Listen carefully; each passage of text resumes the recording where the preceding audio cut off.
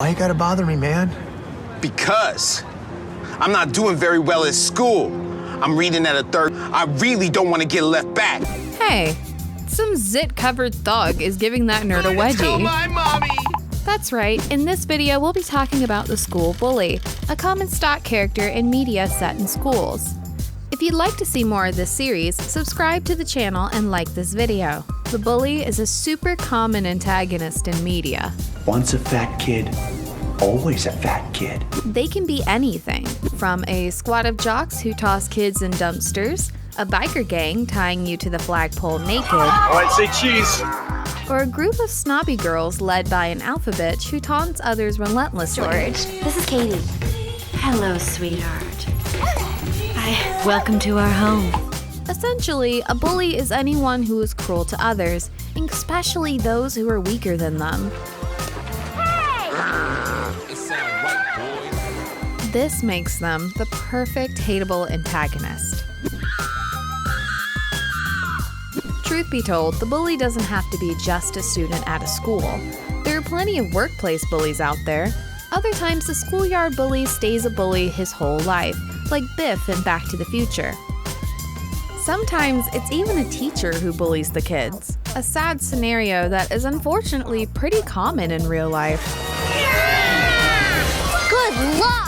A lot of people out there can remember more mean teachers than mean kids. For the sake of this video though, we're going to be sticking mostly to the schoolyard bullies and their various depictions. What is it that drives these ruffians to give swirlies? Well, most of the time, the kid has had some sort of hidden torment that's causing him to lash out at others. Ma, what happened to the curtains? I made him into a dress for karaoke singing. Maybe he had a horrible home life and simply doesn't know how to regulate his emotions. Disrespectful. Shut up, bitch! Or maybe they're insecure about themselves and they attack people who remind them of themselves. I really don't want to get left back. So when I see somebody breeding for fun, it makes me feel that much more stupid. And then I get mad. Now, keep in mind that a lot of these stock bully stereotypes aren't actually true to life. In reality, bullies won't always come from a bad home or have some traumatic past. In many cases, a rotten home life will make you more likely to be the victim of bullying. Media will tell you that bullies are deeply insecure or suffer from low self-esteem, but more often than not, bullies will actually be quite popular and come from privileged backgrounds. A lot of the stereotypical bully methods aren't true to life either. Have you ever really seen a nerd get stuffed in a locker in real life? Probably not. Stuffed into a trash can is a lot more common, but still, it's generally something that'll only happen in the realm of fictional schools. Know what time it is? 10:02? Nope. Garbage time. Lunch money stealing is a super common go-to for fictional school bullies. How much money you got, Simpson? $1.03, Mr. Bully, sir. Keep the change. Thanks, man. You have this big, huge dude strut up and say, "Hey kid, give me your lunch money." It's a quick way to establish that this character is a punk-ass bully. It's non-violent too, which makes it easier to block the actors and easier to show on a children's TV network that might not want to show actual physical bullying. It works for the screen, but again, have you ever actually seen a kid get his lunch money stolen? The answer is probably no. No, God! No, God, please, no! No! Another pretty common flavor of fictional bully is the peer-pressured bully. It's more complicated than that. These are often minions of a bigger bully who aren't really bad people, but join in on the bullying to keep themselves from becoming a victim. Sometimes they're just misguided and crave popularity, only to find themselves hating what they've become. No, my life's not perfect. Other times, a group will literally be cheering someone on and encouraging them to be violent. Get away! It's my turn, loser.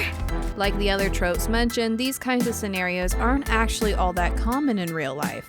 Bullying others isn't really some rite of passage that kids make other kids go through. But still, it makes for complex characters on TV, right? I know I've done it, but it's wrong. There is one type of bully that is pretty dang accurate though. The loving bully. These are characters who lash out at their crushes because they don't know how to deal with their feelings. I love him, his noble curiosity, his cool, keen powers of observation. Young kids totally do things like this in real life. It's where the classic, That little boy is doing those terrible things because he's got a crush on you. concept comes from. It's not a healthy dynamic, admittedly, but generally these tropes are played for laughs. The idea that the character will grow out of it eventually, and if the bully and their crush ever hook up, it'll be a super satisfying case of character development on the bully's end. I love you! Love you! The loving bully can tie in with the insecure bully we mentioned earlier too. If a character is in the closet and has a crush on an openly gay character, then phew, they are going to give that kid a total beatdown. Punch the ignoramus out of you. Get out of my face! You are nothing but a scared little boy who can't handle how extraordinarily ordinary you are.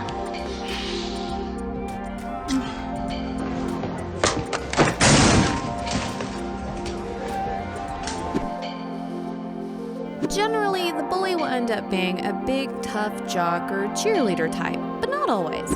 There's a whole subgenre of bully called the nerdy bully. Just because it doesn't get reported doesn't mean it doesn't happen, Ingrid. These are subversions of the typical tough guy bully, but instead of physically bullying you, they'll hack into your email and leak your deepest, darkest secrets to your whole contact book. They'll mock you for being intellectually inferior. So for you to continue to waste precious energy with your little lab would be scientifically unsound. These characters aren't always guys either. There are plenty of girls who thrive on being the academic alpha bitch. You'll never catch up. You'll never beat me. The school is my domain, and the Franklin is my domain. So, all in all, bullies suck. But if that's the case, why do they always pop up as stock characters? Well, not only do they make easily recognizable antagonists, they can also give a protagonist some pretty satisfying character moments.